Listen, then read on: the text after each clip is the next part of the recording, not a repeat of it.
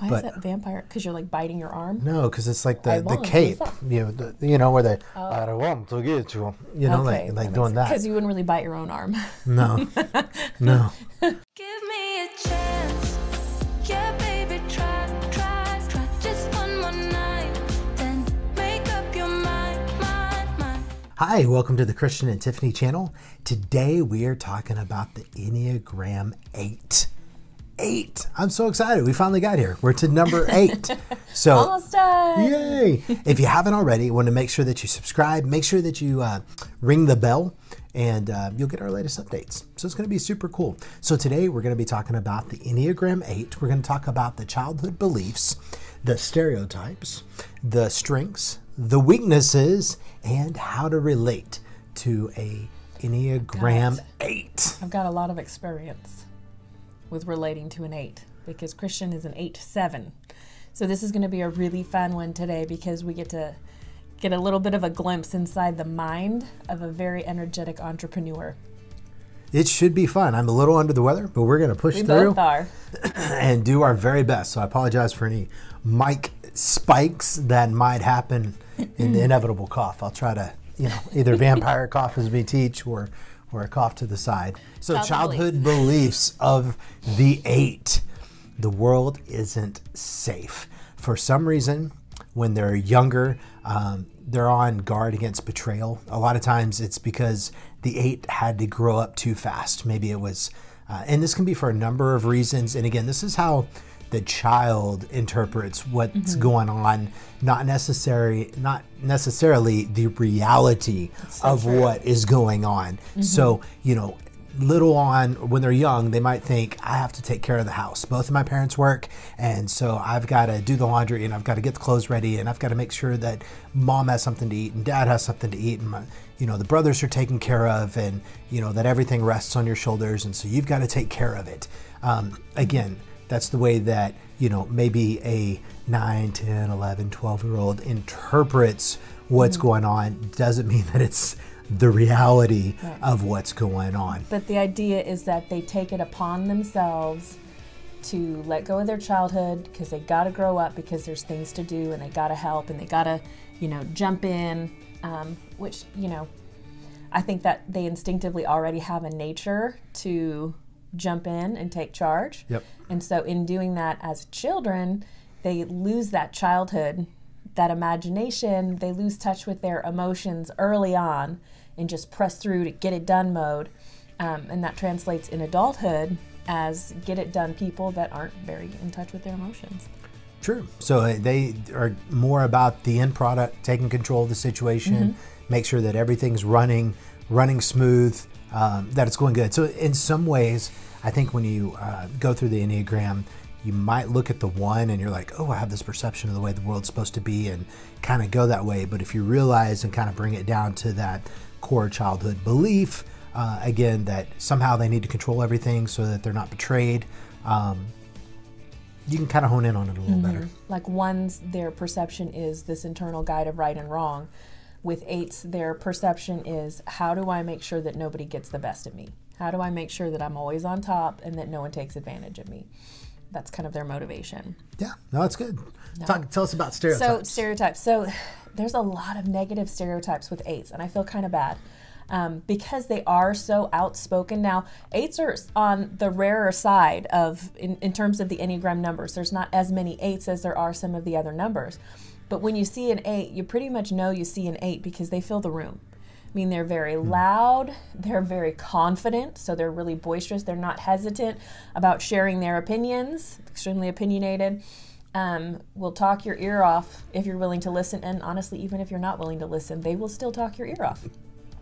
So they come across as overwhelming, domineering, bossy, egotistical, controlling, pushy. You think about all those children's movies where there's this bully kid that's bigger and tough and bosses everybody around. That's kind of a stereotype of an 8 because they don't back down to anybody. And on the negative side, if they're unhealthy, they can absolutely be bullies and push and manipulate to get their way. But a healthy 8 is a powerful, strong advocator of those that are in need of help. and they're very full of mercy. So that power and that confidence and that just this energy that 8s have can be really intimidating to some of the more mild, laid back, introverted numbers on the Enneagram. What you got to realize is having a healthy 8 in your corner means that you will always be okay. So let's get into some of the strengths now. Sure. Some of the strengths of the Enneagram 8, aka Challenger, aka we should have said that. Protector. Yep. I'm throwing out some of the good ones after the stereotypes. They're powerful, courageous, they're confident, they're solid, they're protective, like we said, aka the protector, right? If they find a cause, they're going to jump in it, they're going to challenge it, they're going to protect it, they're going to go for it. They're going to be all in. Yeah. They're a lot of times strategic, and because they'll take up that cause, for the little guy, you know, a lot of times they can be, man, I don't even like to say they can be politicians, but they can be. It's that the negative, that manipulation side of it, but for good, because they're really intuitive and decisive. Yeah. They can see other people's needs, what their weaknesses are, even what their strengths are, so they know how to play to your strengths and weaknesses in order to get what they want from you. And so that can be manipulative, but it can also be a way that they can see you, see your strengths and weaknesses, and help raise you up and empower you. As a healthy 8, they're really good at empowering. Yeah. So they just see things from almost like, I mean, would you agree with this, that 8 see things from a full world map perspective? They see how all the pieces tie together, and if I move this here, like a chessboard almost, move this here, I can accomplish this, this, and this. When a lot of us, rather than seeing the whole world, I mean, what is the game Risk? You know, where you are taking over different parts. We love games. I love games. He doesn't love games, but he plays games because he loves me. But anyway, most people, they are focused on their local map. What's their city? That's my map. Or even my neighborhood, that's my map. But 8s, they have the whole world map. They are always looking at the big picture and thinking about how everything fits together. Well, a lot of times people, I think, would assume that 8s are risk takers. But if you're not looking, you know, if you're not going really micro and you're looking very macro, there's really not risk associated with it. You're just going to challenge it, get after it, and get it done. And, you know, whatever that is, you know, starting a YouTube channel or whatever it is, it's like, we'll just take on the world. It'll be fine. It'll be great. We'll just go for it. Yeah. Well, and that's because when most people consider something a risk, it's an emotional risk that they're seeing. They're perceiving the emotional risk of, what if I try and I fail? What if I try and somebody gets upset with me because they're trying the same thing and now I'm competing with them? A lot of people, I say we, but a lot of people and a lot of the other Enneagram numbers, they see risk from an emotional perspective, but because 8s are so detached from emotions, they don't see those risks. They just see, what's my likelihood of accomplishing this and doing well? Then let's go for it. They look at the odds. Well, and I think the other thing too is a lot of times people assume that 8s don't have emotion, but really it's not the case at all. Again, if you go back to some of the stereotypes or even really some of the strengths, right? Justice fighters, protector, you know, there is this compassion towards injustice, whether it be the single mom that needs to make it, or I'm trying to think of different scenarios, but you know, you do have those. I know that, you know, in the job that I have right now, you know, I hired a single mom, shout out to you, Kia. And, you know, I saw something in her and I was like, she's going to be fantastic. She's going to grow. She's going to rise up and meet the challenge ahead of her. And she's been able to do that. And it's been amazing. And so I think 8s are really delegators too. We're not afraid. We're not going to micromanage it because we view the world in a macro standpoint. Everything's macro. So it's like, well, let me delegate this and let me delegate that, and fully empowering and trusting, you know, others to get it done. It's great. I would think, I'm being kind of selfish here, or egotistical as my stereotype would say, to think it would be great to work for an 8 because they're going to be like, go get this done. And then they're just going to expect that it got done. And, you know, and I know you always inspect what you expect, but a lot of times I've found that they just get, you know, when you really empower people, they just get it done. If you want to be on a winning team, you want to be led by an 8, a healthy 8. I mean, honestly, unhealthy 8s win too, unfortunately. But a healthy 8, man, you want to get them on your team because they see people and their potential and they want them to they raise you up to meet your potential. They're very influential and really strategic in seeing people and seeing their potential. And yes, if that person reaches their potential, it benefits them, but it also benefits that individual. And so they're always trying to raise up the level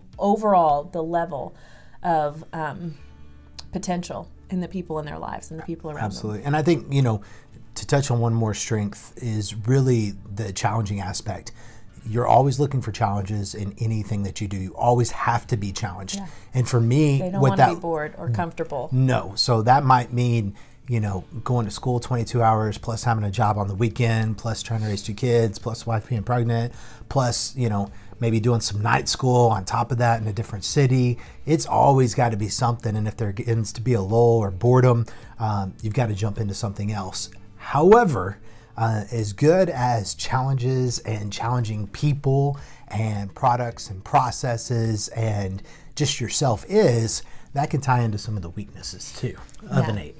Well, and before I tie into weaknesses, I just want to say too, we talked about how as a child they develop this idea or this concept that they're going to be betrayed, that they can't really trust people because they feel like people are going to misuse them or abuse them or overpower them, and they don't want to feel overpowered or controlled. They want to be free to be able to pursue what they want to pursue. Like he was saying, they want to be challenged, and if they feel like they're put in a box and they can't be challenged, that's like the worst nightmare for an 8. That fear of betrayal kind of thing plays into a healthy 8 in that once they find someone that they are that's trustworthy and that they can fully give themselves to and trust, they're absolutely loyal and they will protect that relationship till death. They're extremely protective of the people that they have allowed to come into their circle. That's all I wanted to say. Okay, do you want to do weaknesses?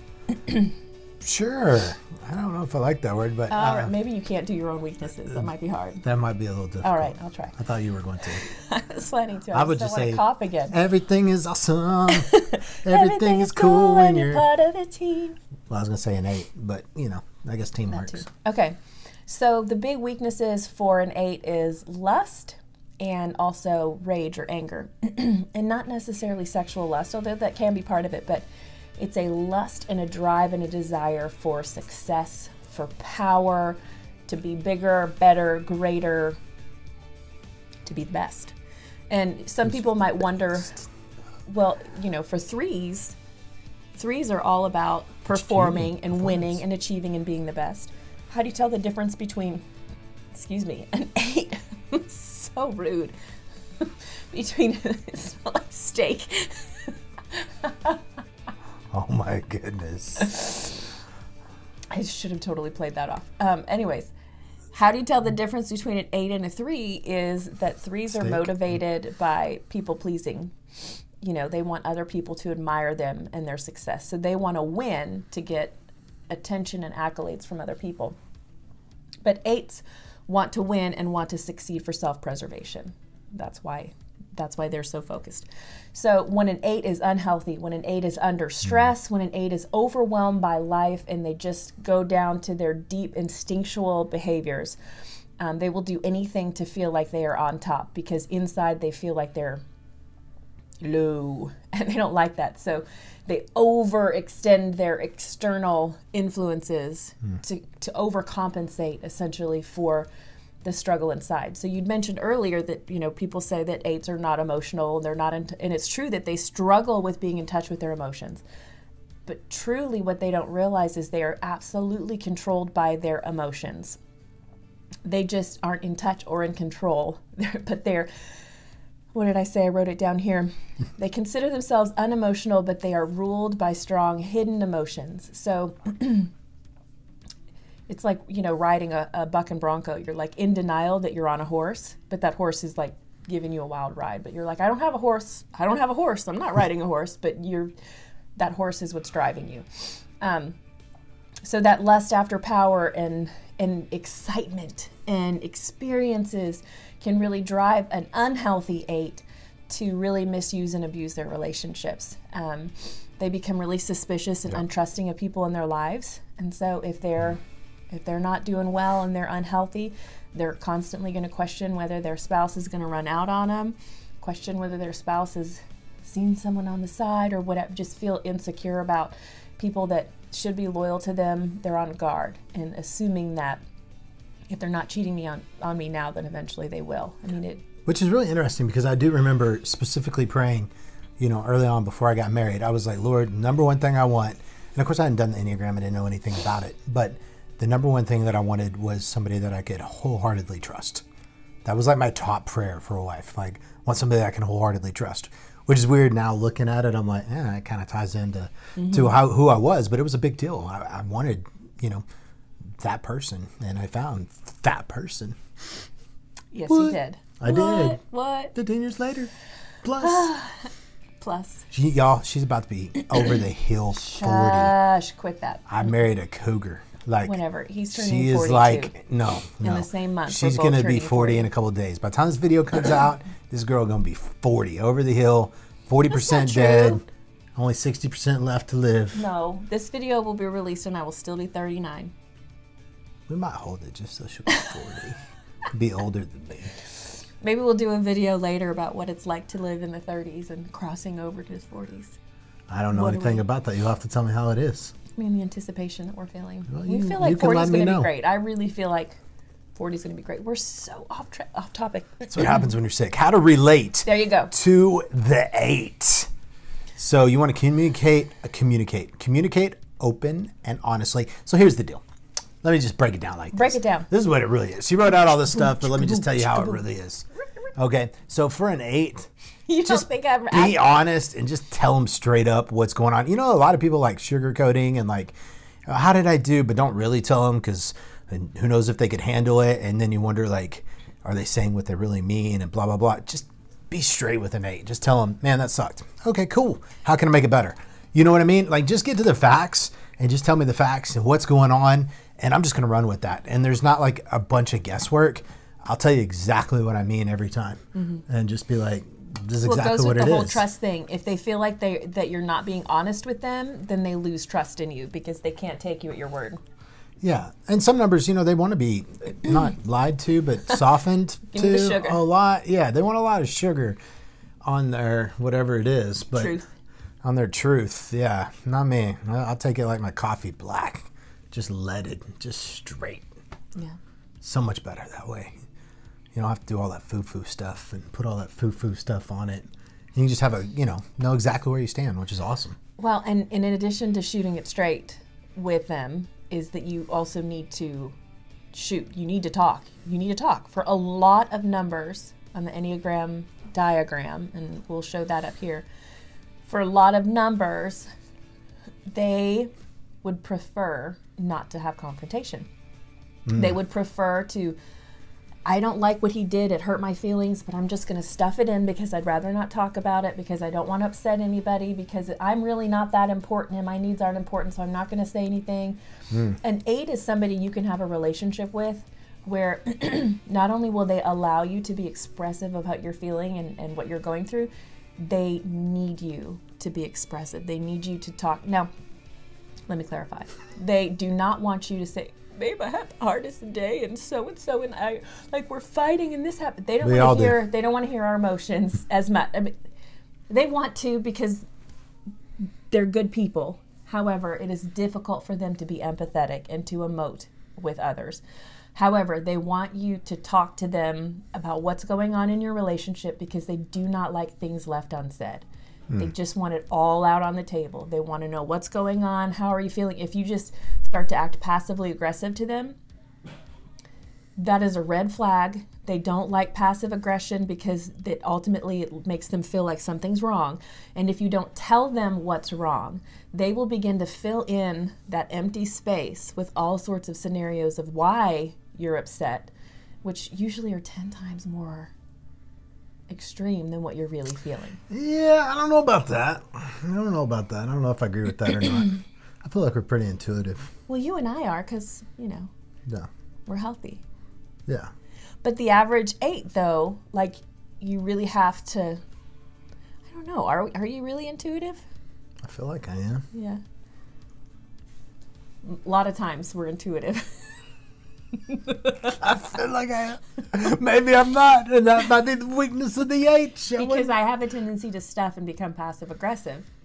And I have a And then tendency if he to knows draw that out. But here's the thing too about an 8, and maybe that's more of the 8-7 in him. But when when he's upset, he withdraws too, unless he knows. What? Challenge first. Yeah, he'll challenge. What's going on? But I'd rather just get through it. So let's just give them practical examples. So like if we get in an argument, she'll kind of be like, and I'll be like, sit down, let's talk it out. Let's just get over with. Like, tell me what's going on. No, tell me what's really going on. You have to have that like fake 10-minute conversation going on with people, and like eventually like, just tell me what's going on. And they're like, it's this. And you're like, oh, cool. That's not so bad. Let's just fix it real fast. yeah. And in that conversation, especially if what is wrong is something to do with them, that they're not doing right, it's important, again, that you just shoot it straight. Like, I'm really upset because I feel like you're not meeting this expectation, or I really wanted you to do this and you didn't do it, or whatever the case may be. But it's important with an 8 that you always affirm your loyalty to them and your love for them. Like, I love you, and I know that you're working hard for me, and I know that you're doing all of these things, and I love you for that. Thank you so much. It's just that in this one area, I feel alone, or I feel like I need help, or I feel like I'm just disappointed, or whatever it is. So it's important that you really do accept them for who they are. Make them feel like you love them and accept them, that you are loyal, you're not going anywhere. Just because you're mad and your face is bright red and you're crying does not mean that you're going to be disloyal. Never. Does not mean that you're going to be disloyal or leave them. So it's good to affirm in the midst of all those conversations, because for me, especially as a 1, I want to think through everything, figure out where my thinking is wrong. I want to get all my own faults situated, my own misunderstandings, my own... See, I was curious, like, why would you even feel that way in the first place? Which way? Like, figure out your own faults and I'm a 1. insecurities. And because in my mind as a 1, I have this battle with my inner critic about everything that I did wrong. So I my have inner to critic goes, resolve that before you're I amazing, can... you're awesome, you have what it takes, you can beat this, you can overcome this, you can do this, you got this, no problem. And so it's really hard when people are like, whine a lot. Are you referring to me? No. That's what I'm saying. Like, I do that all in my own inner dialogue before I'm ready to sit down and have a conversation. But sometimes it comes out in your face beforehand.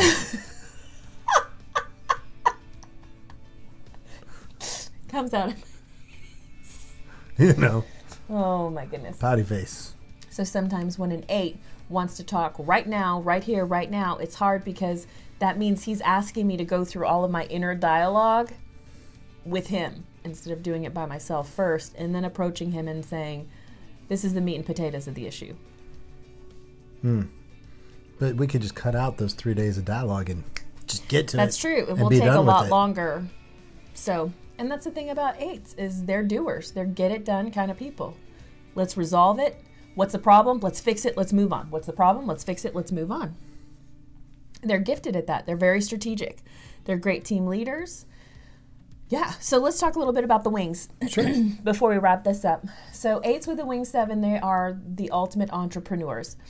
They have, that strategic, confident, courageous, let's go do it, risk-taking, challenging kind of side of the 8, along with the energy, the excitement, the motivation of a 7 that's like, let's try something new.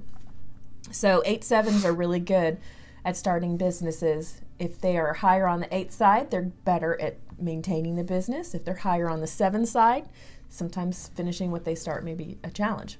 And then 8 with the wing 9,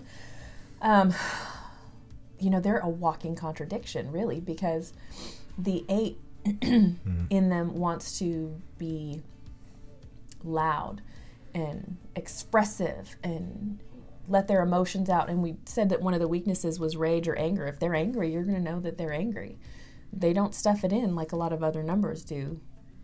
They're angry. But that 9 side of them is like trying to tug it in, And so 8s with the wing 9 are actually a mellower version of 8. They are more intuitive. They are more patient with others. They are more peacekeeping. They're more aware of other people's feelings, more aware of their own feelings, and can be more diplomatic in situations. 8/7s are just going to run wild and crazy. And when they're healthy, be extremely successful. When they're unhealthy, be extremely damaging. An 8 wing 9, they're going to take their time and can be equally damaging or healthy, but they're just going to take their time at it. Would you add anything to that? Nope.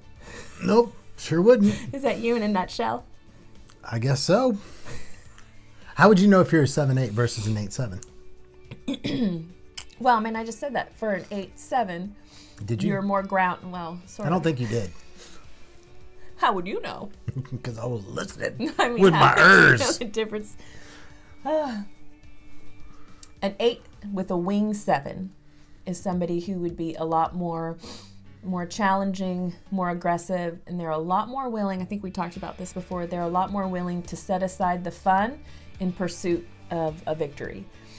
Versus a 7 with a wing 8 is always going to go for fun first. And so I think we use the illustration of a promotion. You know, a 7 with a wing 8 might say no to a promotion if it meant more work and less fun. Versus an 8 with a wing 7 would say yes to the promotion because the promotion is more important than that extra weekend off or whatever. That's good. Okay, guys. So that is number 8, the challenger, the protector. If you don't know what your number is, or you think you might know, or you want to see maybe what your spouse's number is, download our Enneagram assessment tool. We have a link down in the description below. Download that tool. It's just a really easy way, and it's free, whatever. It's super easy just to go through the whole thing and figure out what your number is. And it's not like, it's different than the other ones because it's not answer this question and pick, A, B, C, or D. Answer this question, pick A, B, C, or D. So it's not a quick little thing like that. It's more you discovering it'll it. take you, a good hour or two just to sit down and really process through the assessment to figure out honestly what are your deep indwelling insecurities and fears that affect the way that you live your life. True that. So it's worth it to go through that because Baby, then worth it. it's worth it because it's not just about finding out your number. It's about finding your number and then learning how to be the best you that you can be. And you're not just a number. There's so many different variations of each one. So there's a lot to learn about yourself and how to relate to others. So dig deep. If you'd like to get in touch with us, follow us on social media or email us at info@christianandtiffany.com. Don't forget to subscribe. Click the notifications button. Oh, yeah, I like it. And stay tuned for our final video, the Enneagram number 9, coming soon. Bye. Bye.